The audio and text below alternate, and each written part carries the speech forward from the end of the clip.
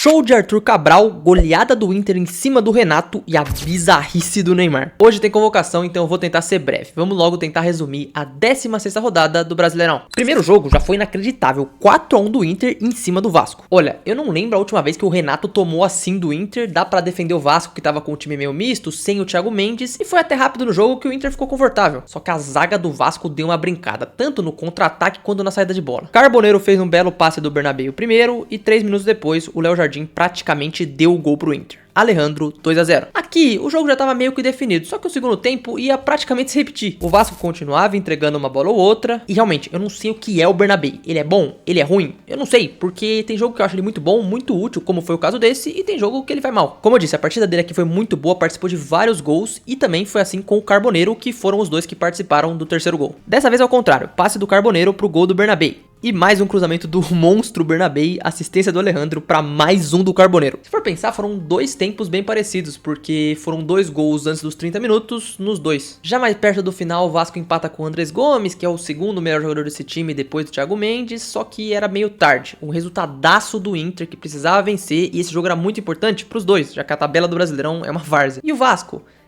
Dá pra dar um desconto porque é um time meio misto, mas tomar de 4 não dá não. Jogo ótimo pra exemplificar o porquê os times brasileiros são tão inconstantes. Em um jogo você pode golear, em outro você pode ser goleado. E pra falar de inconstância, vamos falar do Atlético Mineiro, que dessa vez foi bem, tá? Tinha que vencer, venceu, mas é uma gangorra nesse campeonato inacreditável. O Galo começou o jogo bem, teve chance de abrir o placar antes e foi fazer o gol mesmo com o Minda aos 16 minutos. O problema é que depois que fez o primeiro gol, diminuiu um pouco o ritmo, o que era até esperado, só que sofreu antes do segundo tempo o gol de empate. De cabeça, William Machado empatou, resultado ruim pro segundo tempo, mas o Barba foi muito bem nesse jogo, tanto no time que ele escalou, que já parece um pouco mais funcional, quanto nas substituições. Elas não aconteceram ainda antes do segundo gol, só que elas foram muito boas. Preferiu os jovens como o Cissé e não colocou, por exemplo, Dudu e Renier nesse jogo. Mas antes disso, o Galo já tinha subido o nível até que pênalti marcado. Maicon na bola, 2-1. E eu falei do Cissé, ele entrou e fez o gol. Retomada de bola e chapada linda no canto para garantir a vitória, 3-1 pro Galo na MRV. Depois do sofrimento do meio da semana, voltou a vencer, fica no meio da tabela, mais maluca da história. E a gente precisa falar do Mirassol, não acho o time tão ruim assim, é pior do que do ano passado, só que já tá ficando muito longe na tabela. Eu vou colocá-la mais no final pra gente olhar, só que basicamente nesse momento a tabela tá um G6 ou G8 ali, e depois tem 10 times que estão brigando e 3 que estão muito longe, que são Mirassol, Remo e Chapecoense, e a Mirassol tá nesse meio. Vai cair? Não sei, mas é sério candidato e nem tá na briga nesse momento, tá bem embaixo. Vamos pro próximo, Fluminense e São Paulo, em teoria confronto grande, só que os dois não estão no momento tão bom com sua torcida e o São Paulo até trocou de técnico. Teve o Hulk assistindo a arquibancada e com 19 minutos, bola do Canóbio, ninguém corta e sobra pro John Kennedy, vice-artilheiro do campeonato, 1-0. Quantidade de entregada também nessa rodada foi alta e o São Paulo deu uma de Vasco aqui. Pior foi o momento também, porque beleza, tomar 1-0 no Maracanã pro Fluminense é até normal, só que pro segundo tempo tomar um gol faltando poucos minutos desse jeito,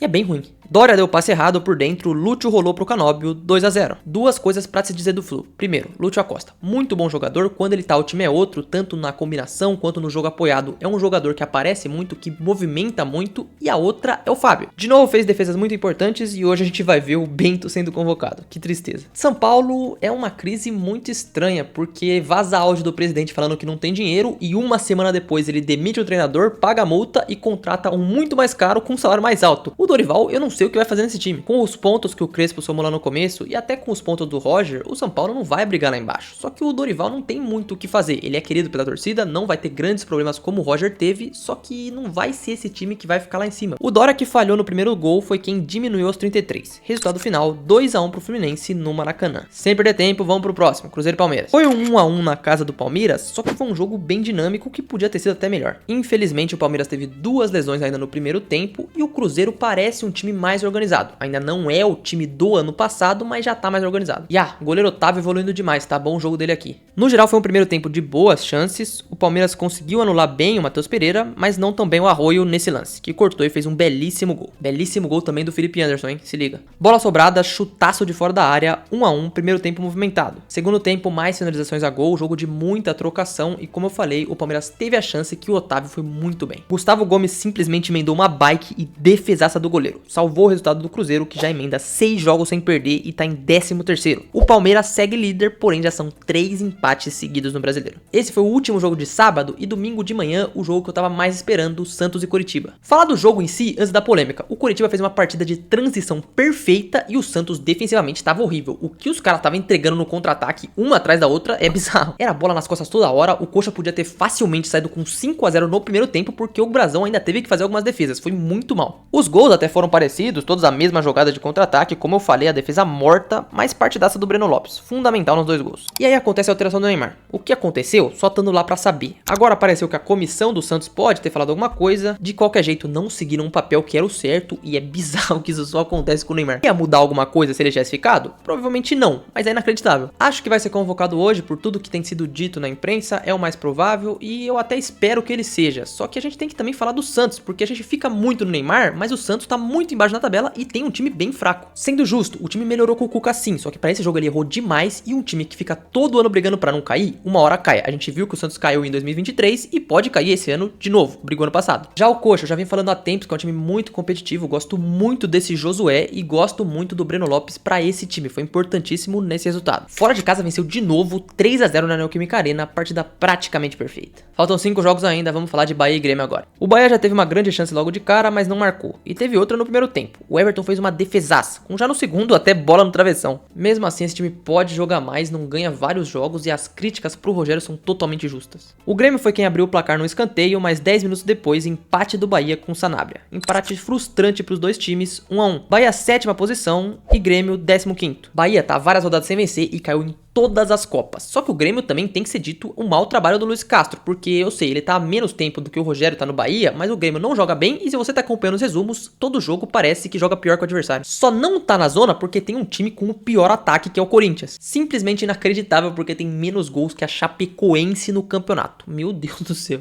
3-1 pro Botafogo no Nilton Santos, que tava sem o Danilo, que pouco antes do jogo foi noticiado que ele ia ficar fora, e também era a despedida do Barbosa ontem. Agora, sobre o Corinthians, eu queria perguntar, aonde tá o Memphis Depay? Cara, ele simplesmente não volta e eu não acho mais que ele vai voltar. Comecinho do jogo, teve o primeiro do Arthur Cabral, só que logo o Ranieri recupera a bola e empate do Garro, 1-1. Corinthians com bastante dificuldade pra sair jogando, acho até que tinha uma falta de confiança ali, e o Arthur Cabral, que partida que ele fez. Olha o golaço que ele faz, muito longe, batida impressionante, e já no segundo tempo ele fez o terceiro dele. Falha do André Ramalho na jogada? Sim, mas hat-trick do Arthur Cabral, que partidaça. Botafogo a gente não sabe se vai acabar, então que bom que vai somando seus pontos. Agora o Corinthians é muito inconstante, oscila demais, e a gente sabe que o Diniz em brasileiro não vai tão bem assim. Acho que vai fazer mais gols com ele, só que não pode ficar perdendo tanto jogo. Não tem time pra brigar lá embaixo, assim como muitos que estão lá embaixo. E agora faltam 3 jogos pra eu falar nesse vídeo, mas antes disso eu vou parar aqui pra pedir a você deixar o seu like e se inscrever aqui no canal. Sei que esse vídeo vai ter menos views por conta da convocação que vai ser hoje, é totalmente compreensível, então eu vou pedir pra você me ajudar se você tá aí, porque se você tá aí, você é um dos que mais me acompanha provavelmente. Vamos adiante, tínhamos um Chape Remo, que era um dos jogos que eu tava mais desanimado pra ver na rodada, só que foi um dos melhores. Nivelado por baixo também, né? A Chapecoense nesse campeonato ganhou do Santos e depois praticamente desapareceu, mas foi divertido. Iago Pikachu abriu o placar aos 15, mas a Chape empatou aos 23.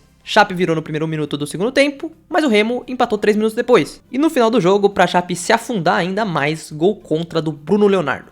3-2 em casa, outra derrota. Remo precisa sempre pegar o Bahia para parecer que dá um gás, vitória muito importante para continuar ou pelo menos começar a brigar para não cair, enquanto a Chape para mim já tá praticamente rebaixada. Ainda não tá numericamente, só que eu vou decretar aqui que vai ser o último colocado. Time fraquíssimo, quando parece que vai somar ponto, não soma, não consegue ganhar de ninguém.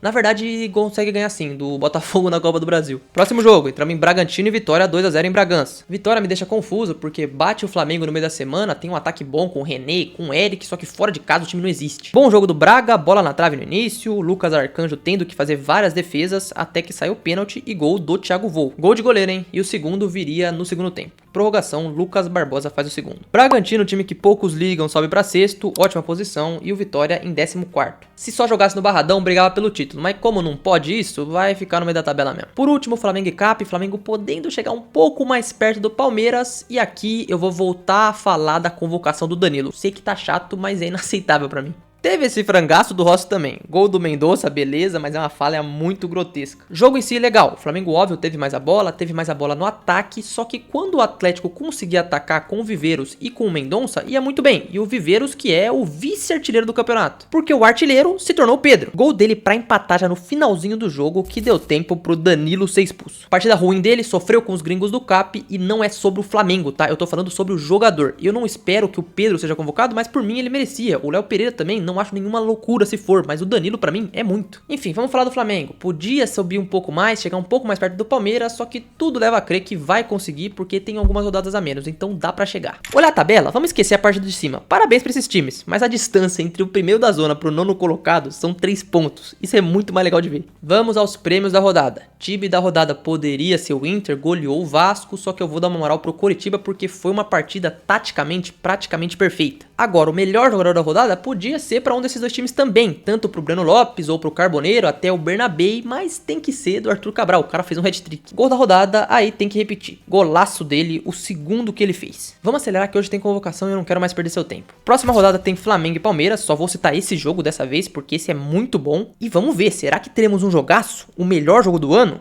E quem vai ser o time da zona na semana que vem? Cenas dos próximos capítulos, esse foi o resumo da rodada 16 do Brasileirão.